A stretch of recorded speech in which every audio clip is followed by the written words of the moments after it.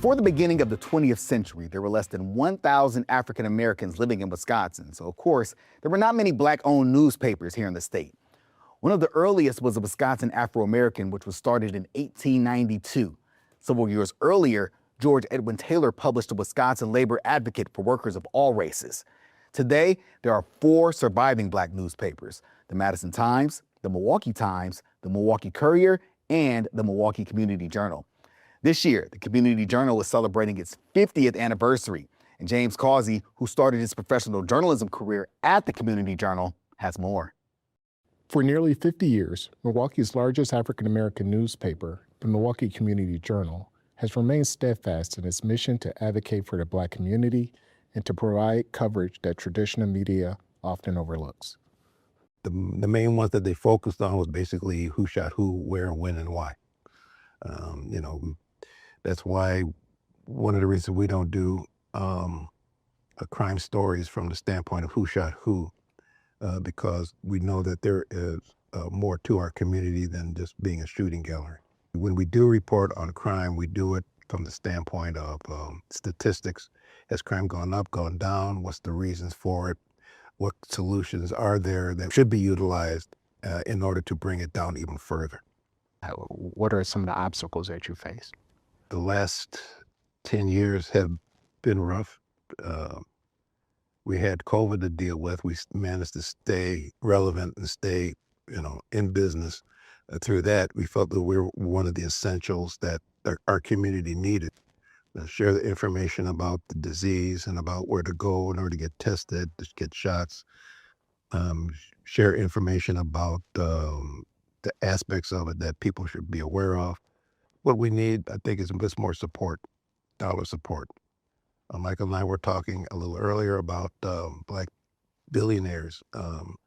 One of the correspondents for the NNPA wrote something rather scathing about Black billionaires not supporting the Black media that had been instrumental in getting their own careers going.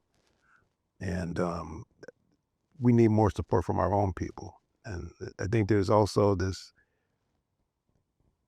question of what is considered news by our people. You see the whole thing about online, the gossip type things. He said, she said, and people fighting and arguing and holding beef and stuff like that. That's one aspect of it, but there's more to news, than that. I kind of say it's, like a meal. Instead of getting the meat, potatoes, and the vegetables, which is basically the truth and the facts and statistics, we're settling for dessert. They're thinking that that's going to nourish us. We've said we'd rather deal with the dessert, get the cheesecake, and skip the meal. And I think that's the part that I think we in the Black press have to figure out. What do our people think of as news?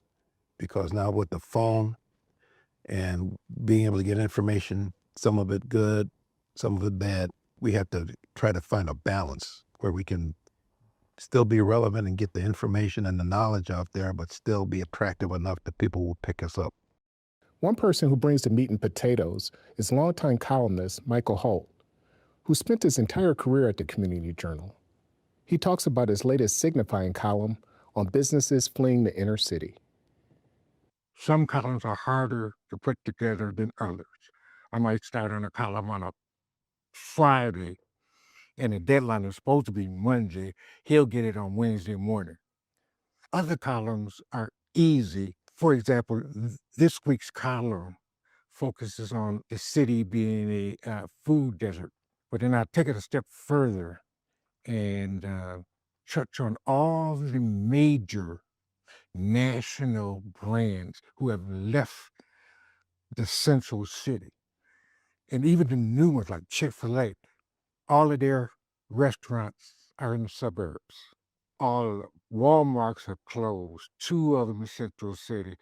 And I hear there's a third one on the chopping block. Walgreens, CVS, Pick and Save, the latest being at Aldi's on Sherman Boulevard. So we are being divested slowly but surely. What do you think people don't understand about the Black press and Black newspapers? We value consistency in the community. We every year we show the Juneteenth pictures, Kwanzaa celebration pictures. With the exception of this year, Salvation Army Christmas dinner, is consistency. People look to us to present those tried and true traditions within Black Milwaukee that they depend on and they look forward to. And I think that's the thing that they don't understand it. Yeah, we'll cover the same person again and again or the same events every year because it is part of who we are as a people in this city. And it's important to us. And so we have to let people know that these things are still going on and that it's still relevant and still important to us. What would you tell a young college student, a Black college student right now in J school, about possibly getting their start with a Black newspaper? You would have an opportunity to change the world. There are young people out here who are aware, who are, in tune with what's going on. And as far as them being in this business, just keep reading, keep listening, keep watching news, learn to write because even if it's, on a camera, you still have to know how to write. You still have to know how to articulate and explain to people what's going on and why this is important. This is probably a time where, because everything is now being shot live, I think this could become a new age of activism. And we've already seen it, like you mentioned with Floyd. This could, showing people what's going on in real time and then getting it out to the rest of the country, before the traditional news can do something with it.